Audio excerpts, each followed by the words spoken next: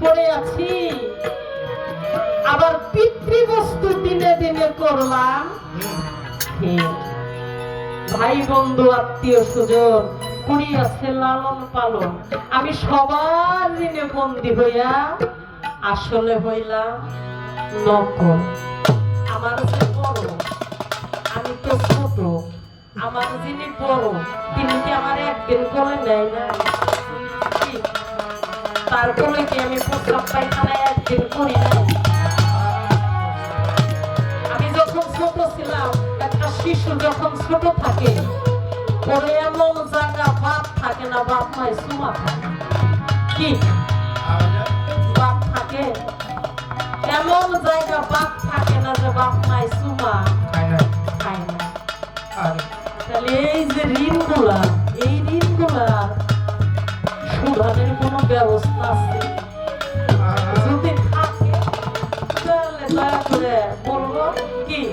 আর যদি এই ঋণে দায় কিভাবে আমি মুক্ত হব, এই ঋণ থেকে কোন সাধনা করলে, কি করলে যদি থাকে সেটা যেন দয়ালে বল। আমি ভাবি না পাইলাম কোন ফুল কিনার, কে বা গুরু কে বা গুসাই, কেমন করে কামিন শোনায়। গুরু বাক্য হইল নরক্য আমার, আমার যে গুরু বাক্য বলে দেয় ওই বাক্য বলে আমার আর মনে থাকে না।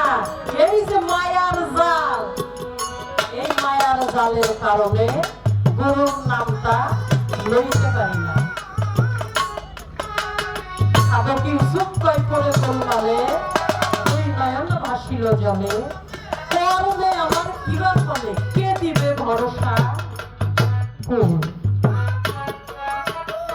সাধকের গান আশা করি সুন্দর করে একটা পথ আমরা পাবো, যেই পথে গেলে একজন মানুষ নিজেকে মুক্ত করতে পারবে।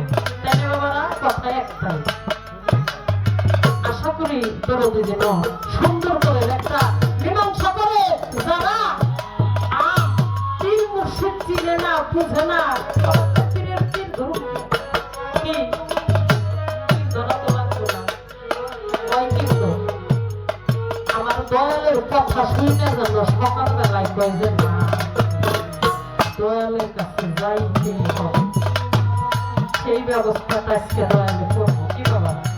সেই ব্যবস্থায় সেই দিকে আমি দয়ালকে চাইনে আনার জন্য চেষ্টা করলাম বাবারা। যদি দয়াল যদি দয়া করে আসে তাহলে আমরা মুক্ত, আর যদি দয়াল দয়া করে না আসে ভক্তের দুয়ারে কারো সাধ্য নাই।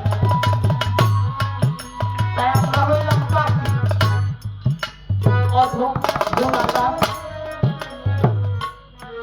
জীবনে অনেক পাপ আমরা করতেছি বাবারা, যেই পাপের কোনো সীমা নাই।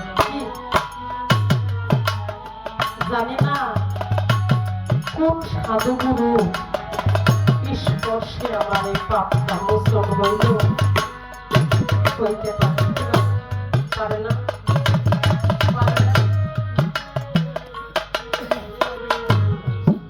হইলেও হইতে পারে।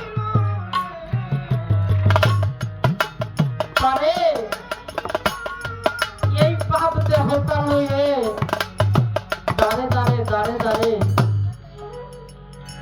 ঘুরছিল সুধামা। কি পাড়ায় পাড়ায় ঘুরে বেড়াইছিল সুধামা যে আমার পাপ দেহতা কেউ কি নিবা, আমি গুরু গুরু দক্ষিণ। তাহলে আমরা যতই গুরু গোসাই ধরি, কিন্তু এই পাপ দেহটা গুরুর চরণে